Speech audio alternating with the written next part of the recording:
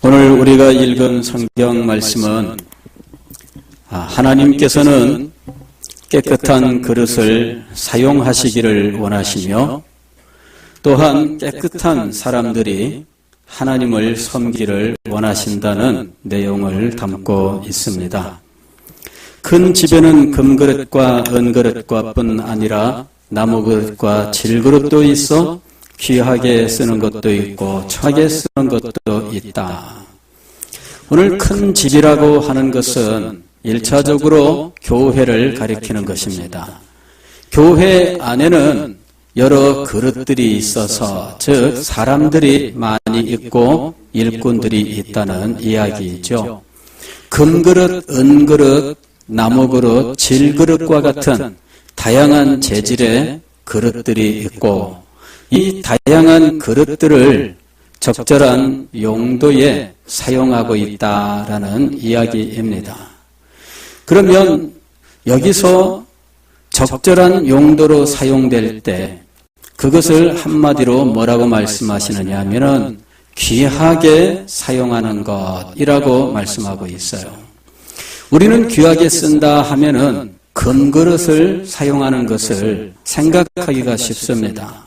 그러나 오늘 말씀을 보면은 귀하게 쓰는 그릇이란 금그릇이 아니라 깨끗한 그릇이다 이렇게 말씀하고 있습니다.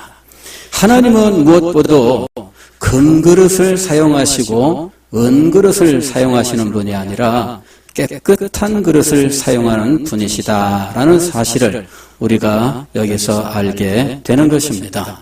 지난 주일에 우리가 내가 거룩하니 너희도 거룩하라 하시는 하나님의 말씀을 통해서 왜 우리가 거룩한 자가 되어야 하는지에 대해서 생각을 했었습니다. 우리가 왜 거룩한 자가 되어야 하느냐 하면 하나님께서 거룩하신 분이기 때문입니다.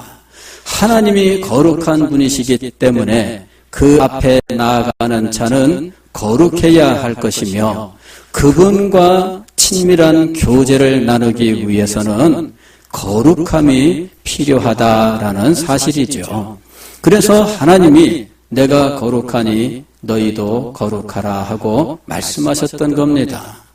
최근에 우리나라에서 참 온 나라를 뒤집어 엎는 아주 엄청난 사건이 있어서 계속해서 현재 진행형입니다. 거기에 등장하는 한 여인, 그 대통령 옆에 있어서는 안 되는 사람이 그 옆에 있음으로 해서 대통령도 온갖 모욕을 겪는 상황이 되어버렸고 정상적으로 대통령의 직무를 수행하는데 막대한 지장을 받고 있는 상황입니다. 여러분, 깨끗한 사람이 얼마나 중요한지 우리는 이것을 통해서 알 수 있는 거예요. 사람은 그 사람이 깨끗한지 아니한지 판단하기가 힘들지요. 벌써 이 박근혜 대통령과의 인연이 40년이 되었다는데 40년 동안에 이 사람들에 대하여 얼마나 많은 정보가 들어갔겠어요. 그런데 그런 모든 정보들을 외면하고 정보를 제공하는 사람들을 시기와 질투심에 사로잡힌 사람들로 몰아붙이면서 모든 것에 대하여 귀를 닫고 마음을 닫은 결과가 오늘날 이렇게 비참한 결과로 다가오게 된 거죠. 그거야 자기가 자취한 겁니다. 사람은 사람 속을 알 수가 없고 내 눈에 보이지 않는 곳에서 어떤 행동을 하고 다니는지 알 수 없습니다. 그러나 하나님은 사람들의 마음을 아시는 분이셔요. 하나님은 안 계시는 곳이 없어서 우리는 숨어서 한다고 생각하는 일들을 하나님께서는 대낮처럼 보고 계시는 것입니다. 하나님께서는 깨끗한 자, 거룩한 자가 하나님 앞에 나아올 수 있게 하십니다. 그리고 그렇지 아니한 자들은 모두 물리치시는 거예요. 오늘 우리는 이 하나님의 거룩하심에 대해서 깊이 생각을 해야 됩니다. 히브리서 12장 14절에서 이것이 없이는 주를 보지 못하리라.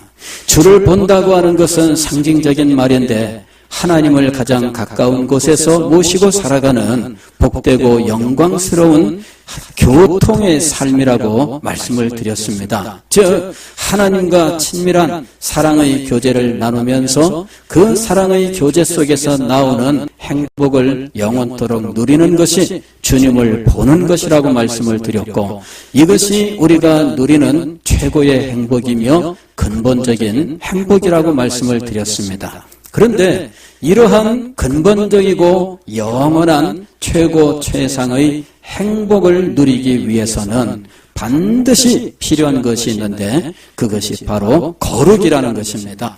거룩이 없이는 주를 보지 못합니다. 거룩이 없이는 하나님 앞에 나아갈 수 없습니다.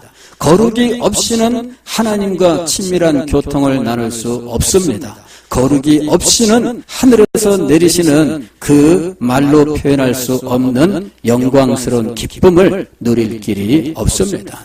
이것이 없이는 주를 보지 못하리라. 왜냐하면 하나님은 거룩한 분이시기 때문입니다.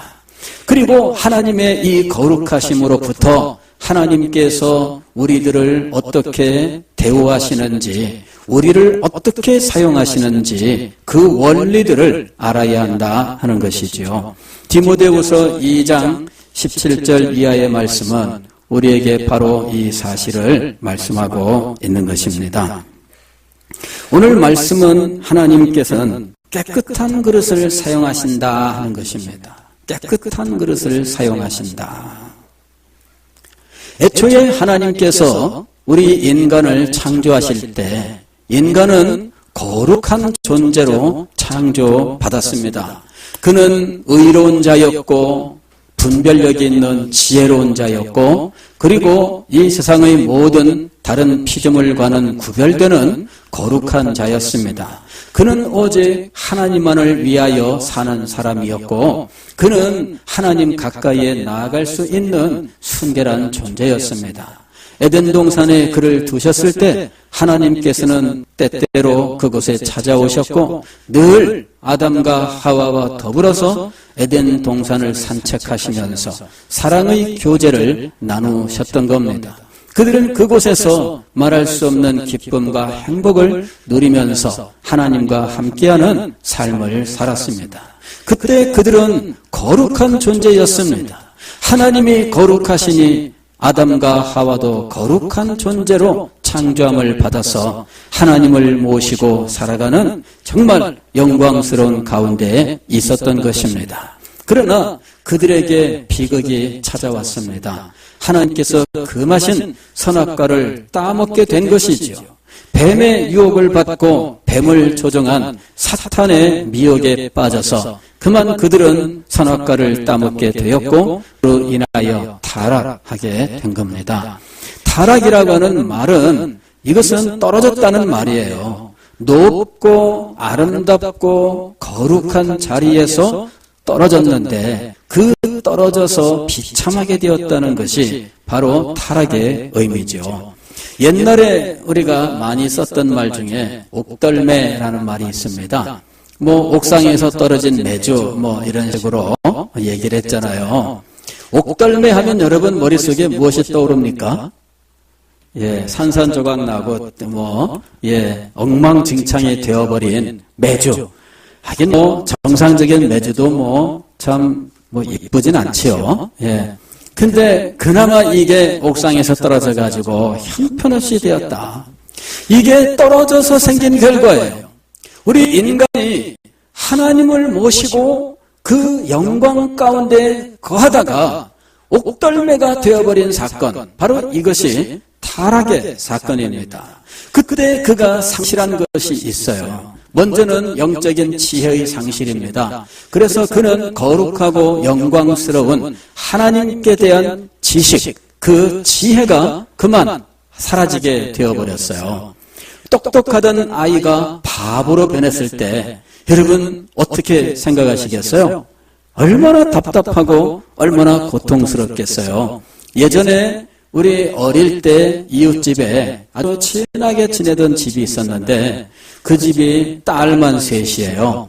그래가지고 어디 가서 아들 하나를 데리고 왔는데 젖먹이 아들을 데리고 와서 뭐 얼마나 기뻐하고 온 동네 방네에 이 애기 업고 나와서 자랑하고 안고 나와서 자랑하고 동네 사람들이 볼 때마다 똑똑하지 이쁘지 동네 사람들도 다 이쁘고 똑똑하다고 칭찬을 했어요. 그랬는데 어느 날 이 아이가 돌이 됐는데도 몸을 뒤집지를 못하는 거예요. 그래가지고 어이구야 이게 뭔 일이냐 해가지고 병원에 가보고 한약방에 가보고 뭐 전국을 다 다녔어요. 그래가지고 이곳에 가서 약 찍고 저기 가서 침 맞고 뭐 온갖 일을 다 했는데 이 아이가 16살에 죽을 때까지 그때 그 모습 그대로였어요. 여러분, 인간이 타락을 해서 영적인 지혜가 사라진 상태가 바로 그런 상태예요. 그래서 하나님께 대하여 알아야 할 것들을 알지 못해요. 하나님을 알지 못하니 하나님께 대하여 정상적인 반응을 보일 수 없습니다. 엄마를 보면은 아이가 싱글싱글 웃고 막 손 뻗고 하면서 막 반가운 모습을 보여야 되는데 엄마가 나타나도 아빠가 나타나면은 아빠 그러면서 달려와야 되는데 아빠가 나타나도 반응이 없어요. 그게 타락한 인생들의 모습입니다. 영적 지혜가 사라졌어요. 그러므로 그는 하나님을 알아볼 수가 없습니다. 자기 옆에 하나님이 계셔도 하나님이 계신 줄을 알 수가 없어요. 하나님께서 그를 향하여 말씀을 하셔도 그것이 하나님의 말씀인 줄 알지 못합니다. 그리고는 엉뚱한 것을 두고 그곳에다가 절을 하고 그곳에다가 이런저런 이름을 붙이는 거예요. 우주의 기운 뭐 이런 식으로.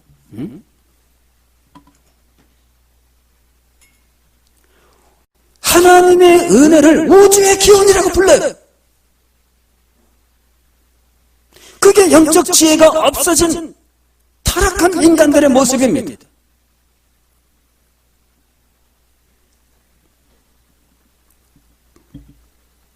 인간은 의로움을 상실을 합니다. 그는 선한 것을 원하지도 않을 뿐 아니라 선을 행할 수 있는 능력도 없어요. 선을 행하려고 하는 사람이 혹 있다면 미워하고 싫어합니다. 야, 우리 다 같이 가야지. 우리 다 같이 가야지. 너만 그렇게 해갖고 튀면 되냐 이러는 거야. 원래 원칙대로 법대로 하려고 하면은 주변에서 말려요. 여러분, 지금 이 세상이 이렇게 되어 있습니다. 예. 이게 법대로 하는 겁니다. 그렇게 하면은 주변에서 막 욕합니다, 여러분. 법대로 하려면 욕하는 게 지금 세상이에요. 너만 잘났냐 이러면서 막 그냥 뭐라 그러죠. 예. 뭐 진짜인지 모릅니다만은 예전에 뭐 오래전 이야기예요. 지금 이야기는 아닙니다. 어떤 분이 세무서에 취직을 했어요. 근데 날마다 봉급이라고 해야만 20만 원밖에 안 되는 때인데 날마다 5만 원씩을 주더래. 위에서. 이게 뭡니까? 그냥 아무 소리 말고 받았어. 진실인지는 모릅니다. 그냥 들은 이야기예요, 오래전에. 뭐 지금 이야기가 아닙니다. 제가 아는 어떤 장로님이 서울 모처에서 치과를 개업을 했어요. 그리고는 자기 나름대로 성실하게 세금을 내려고 아주 장부를 열심히 잘 정리해가지고 세무서를 갔답니다. 이래가지고 자기 이 사실들을 이제 신고를 하니까 세무서 직원이 그러더래요. 이렇게 하면 안 됩니다. 그러더래요. 그러면서 다른 의사들이 세금 신고하는 것과 당신이 신고하는 것이 너무 차이 난다는 거예요. 다른 사람들이 100만 원 신고하면 이 사람은 500만 원 신고하고 있는 거야, 지금. 그러면서 세무직원이 그렇게 얘기하더래요. 이렇게 하면 안 됩니다. 내가 소개시켜 줄 테니까 세무사한테 가서 이거 다시 다 해가지고 오세요. 그래가지고 세무사한테 소개하는 세무사를 찾아가서 다시 정리했더니 500만 원 세금이 100만 원이 되더래요. 당신이 500만 원 내면은 이 업계가 난리가 납니다. 업계가 난리가 납니다. 왜 그럴까요? 예. 얼마나 그것이 정확한지는 몰라요. 왜냐하면은 이분이 의사니까 회계 전문가가 아니에요. 그래서 사실은 적법하게 이렇게 할 수 있는 것들도 나름대로 막 어떻게 하다 보니까 자기 딴에는 잘하려고 해도 전문가가 아니니까 더 내는 부분도 있을 수 있겠죠. 몰라서. 그런 거 세무사가 다 정리해서 하면은 불필요한 것들 다 빠지면서 되는 부분이 있겠죠. 그러나 어쨌든 이분이 그때 나름대로 깨달은 거는 이거 내가 양심적으로 한다고 최고는 아니구나. 그거였어요. 양심적으로 한다고 최고는 아니구나. 그거를 자기가 교훈으로 깨달은 거예요. 자, 지금 오늘 우리는 타락의 결과 우리에게 어떤 일들이 나타났는지를 알아야 돼요. 세 번째로 타락의 결과 우리가 상실한 것은 거룩이라고 하는 거예요. 거룩. 본질적으로 그의 정결함, 그의 깨끗함, 그의 하나님 앞에 나아갈 수 있게 하는 그 아름다움이 사라져 버린 거예요. 타락한 인생은 크게 이 세 가지를 상실한 겁니다. 영적인 지혜를 상실했고, 의로움을 상실했고, 거룩함을 상실한 거예요. 구원이란 무엇인가? 이 세 가지의 회복입니다. 구원이란 이 세 가지의 회복이에요. 그래서 먼저는 우리에게 복음을 듣고 깨달을 수 있는 영적인 지혜를 주시는 거예요. 두 번째로는 그리스도의 십자가로 죄를 모두 없애시고 그리스도의 의를 우리의 의로 인정하시는 칭의, 의롭다 하심이 있으며 세 번째로는 하나님 앞에 나아갈 수 없는 그 진노와 저주 가운데 있던 존재가 하나님 가까이에 나아갈 수 있는 이 거룩의 회복이 일어나게 된 겁니다. 이것이 구원이에요. 영적 지혜의 회복, 의의 회복, 그 다음에 거룩의 회복. 이것이 우리가 구원받은 결과로 나타난 거예요. 구원을 우리가 이야기한다면 바로 이렇게 얘기할 수 있는 겁니다. 거룩함의 회복이다. 그래서 하나님께로부터 추방당한 인생. 에덴 동산에서 추방당할 때 얼마나 비참했어요. 그들은 이제 더 이상 소망이 없습니다. 하나님 앞에서 있을 수가 없습니다. 그들이 걸친 것은 겨우 짐승 잡아서 만든 그 가죽. 모피네. 여기서 어떤 사람들 그런다고요. 아담과 하와가 이 모피 입었어요. 모피 이거 코트 나 이거 3천만 원짜리인데 이래요. 야, 부자네. 참 그게 바로 영적 지혜가 없는 증거입니다. 예. 무슨 모피 코트에 그게 그냥 입을 옷이 없어가지고 그 옷 재료도 없는 그런 상황에서 그냥 짐승 잡아 껍질 벗겨가지고 그냥 몸을 가린 거죠. 그러면서 에덴 동산에서 쫓겨났어요.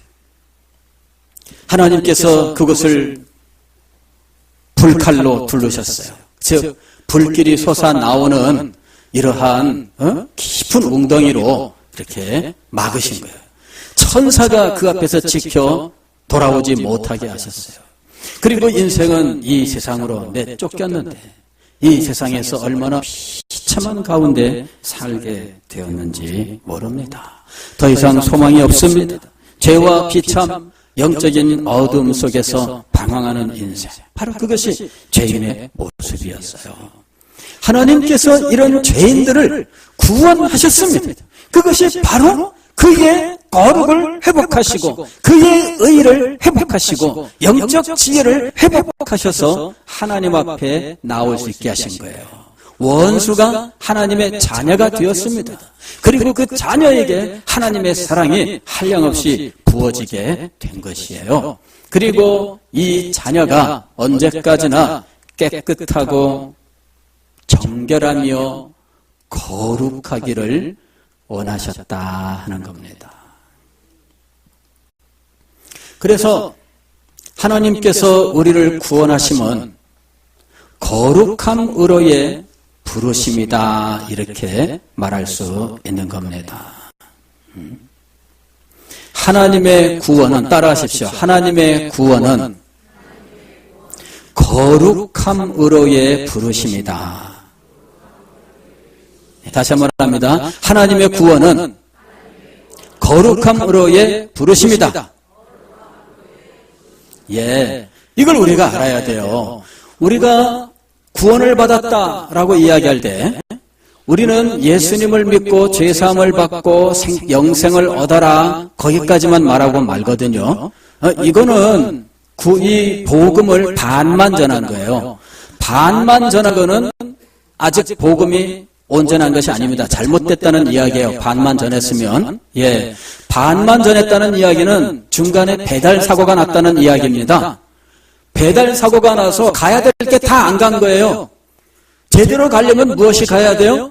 거룩함으로의 부르심이 가야 된다는 이야기입니다. 거룩함으로의 부르심이 가지 않으면 배달 사고가 난 겁니다. 반쪽만 배달이 된 거예요. 그러면 예수 믿고 영생 얻습니다. 그 천국 갑니다. 그거는 반쪽입니다.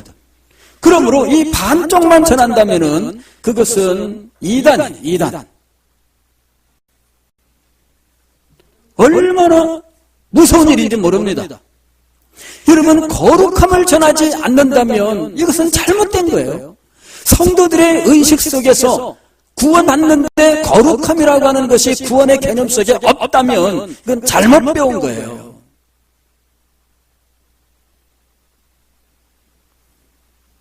성도들은 거룩해야 돼요. 하나님께서는 우리를 거룩한 존재로 창조하셨고 이 거룩을 상실한 이 타락한 인생들을 구원하셨는데 다시 거룩한 자로 만드신 거예요. 그리고 이 거룩함을 유지하면서 거룩함으로 하나님을 섬기기를 원하셨던 겁니다. 오늘 우리가 읽은 디모데후서 2장 19절로 21절까지의 말씀은 바로 이 사실을 우리들에게 가르쳐주는 거예요. 큰 집에는 금그릇과 은그릇뿐 아니라 나무그릇과 질그릇도 있어. 재료가 다양해요.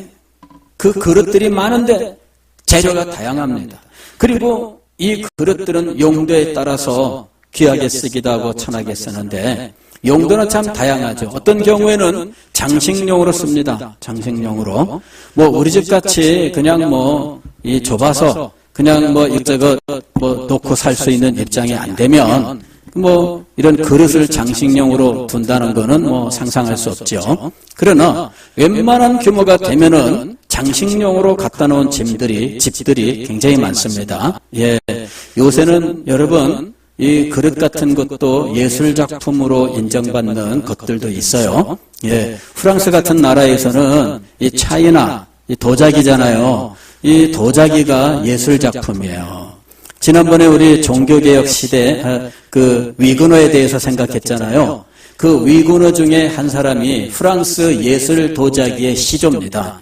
그래서 이 사람 처형을 안 하려고 프랑스 이 왕실에서 처형 안 하려고 몇 번 이렇게 하다가 나중에 결국은 처형을 합니다. 그래서 이 도자기 예술 이 창시자가 되는 사람이 이 사람이 처형을 당해요. 그런데 처형원에서 위그노라고 하는 이 개혁주의 이 사람들을 모두 자취를 없애버렸습니다. 그랬는데 없애지 못한 사람이 있는데 바로 이 인물이에요. 왜냐하면은 프랑스가 지금도 자랑하는 것이 예술 도자기. 그런데 이 시조가 되는 이 사람을 없애면 자기들의 이 도자기가 사라져버리는 거예요. 이걸 자랑할 수가 없어요. 그래서 위군으로 이 사람을 처형을 했지만 이 사람의 동상을 만들어 놓고 이 사람의 집에다가 팻말까지 만들어 놨어요. 이 도자기의 시조다 이거죠. 그리고 그 사람이 만들었던 작품은 그 나라의 최고의 작품으로서 보존되고 있어요. 여러분, 그릇의 용도는 다양한데 그 중에 하나가 장식이에요. 장식. 아주 귀한 집에서 이 그릇을 얼마나 소중하게 여기는지 몰라요. 이런 것들을 갖다 놓고 저거는 뭐 어떤 작품이고 이렇게 얘기할 때 여러분 그거는 일반적으로 우리가 생각하는 그릇의 용도는 아닙니다만은 예술 작품으로서 사용되는 그릇이에요. 두 번째로는 손님 접대용 그릇이 있습니다. 이것은 그저 수압을 잘해서 이렇게 간직하다가 귀한 손님이 오시면 그때 꺼내놓고 대접하는 거죠. 또 하나는 일상생활에서 사용하는 그릇이 있어요. 뭐 늘 일상적으로 쓰는 겁니다. 또 하나는 그냥 허접 쓰레기 모아놓는 용도로 쓰는 것도 있어요. 그죠? 쓰다가 이거는 뭐 그냥 쓰레기 모아놓는 걸로 쓰자. 옆에다 놓고서는 거기다가 음식 찌꺼기 버리고 뭐 하고 이런 식으로 그렇게 쓰는 거예요. 그런데 이 모든 그릇에 있어서 사용하는 기준은 금이냐 은이냐가 아닙니다. 깨끗하냐 하는 거예요. 깨끗하냐.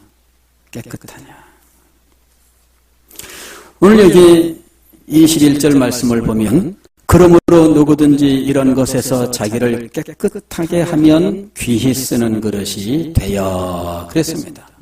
금이 되어야 귀하게 쓰임받는 게 아니에요. 우리는 사실 뭐 참 천차만별이잖아요. 어떤 사람은 많이 배웠고 어떤 사람은 못 배웠고 어떤 사람은 돈도 많고 어떤 사람은 돈이 없고 뭐 다양하잖아요. 그런데 하나님께서 돈 있는 사람을 귀하게 쓰시는가? 많이 배운 사람을 귀하게 쓰시는가? 잘생긴 사람을 귀하게 쓰시는가 하는 거죠. 그건 인간의 기준이에요. 하나님께서는 어떤 사람을 귀하게 사용하십니까? 깨끗한 사람. 그의 마음속이 깨끗해요. 진리가 순결하게 그 마음속에 자리 잡고 있어요.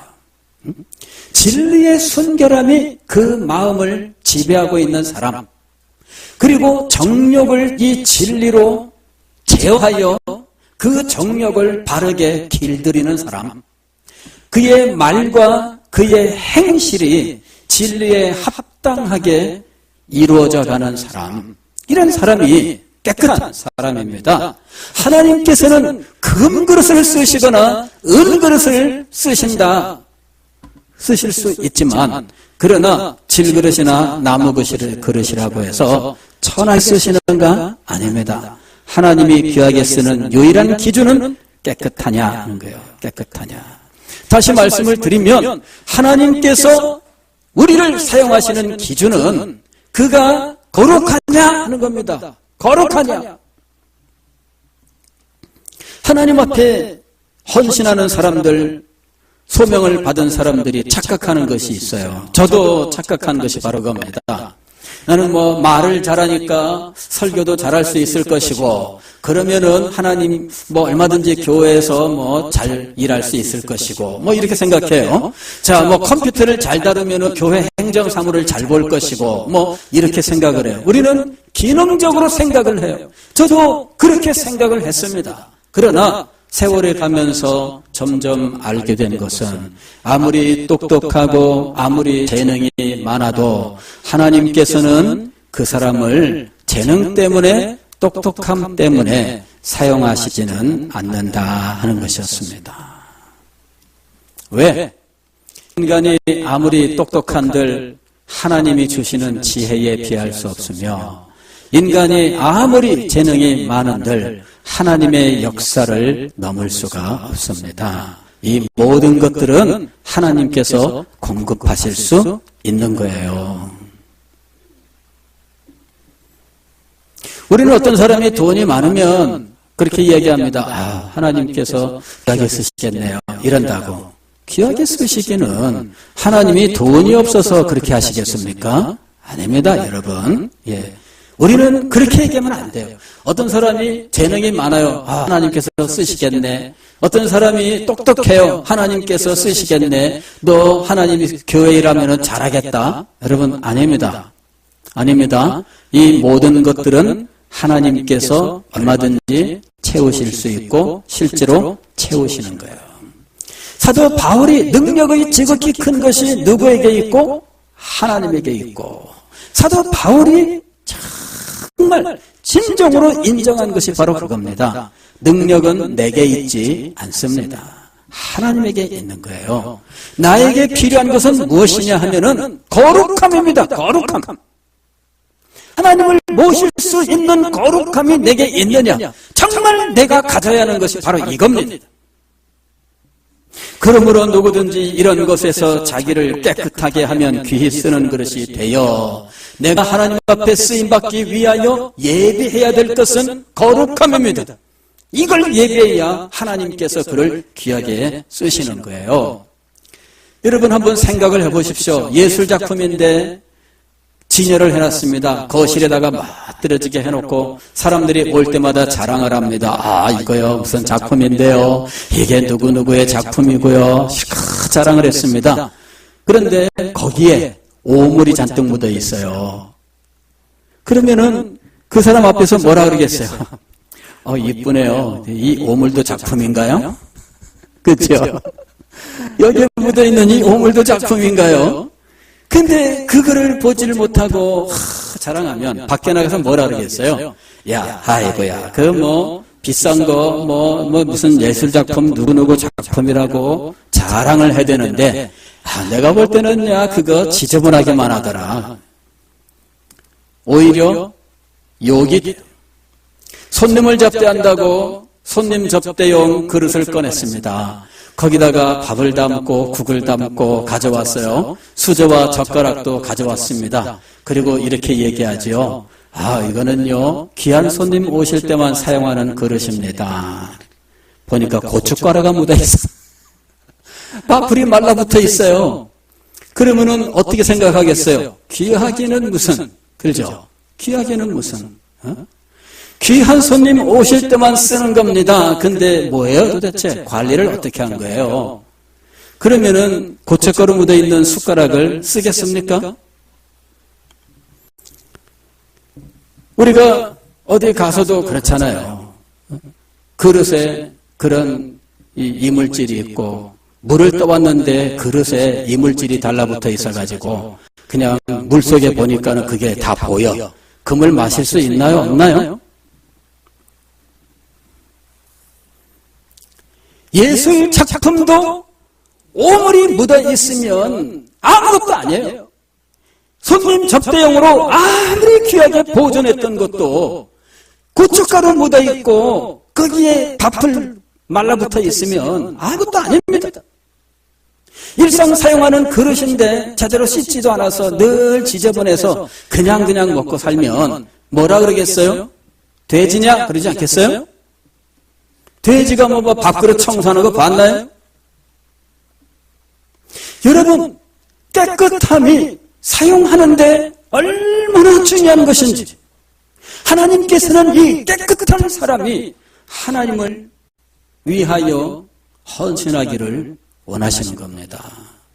깨끗하지도 않은 사람이 열정만 넘쳐서 막 한다고 막 나설 때, 그럴 때 문제가 생기는 거예요. 사랑하는 성도 여러분, 거룩함이 얼마나 중요한 일인지에 대해서 생각했습니다. 하나님을 모시고 하나님의 일을 감당하는 사람이 거룩해야 될 이유에 대해서 생각을 했습니다. 이것이 없이는 주를 보지 못하리라. 이 결정적인 중요성, 이것을 생각하시고 이제부터 우리의 구원은 예수 믿고 죄사함 받고 영생 얻는다, 천국 간다, 그 정도가 아니라 거룩해진다까지 함께 말씀하는 자리에 나가야 되겠습니다. 온전한 복음, 온전한 믿음으로 깨끗한 주의 백성으로 하나님을 섬기는 여러분이 되시기를 주의 이름으로 축원합니다. 기도하겠습니다.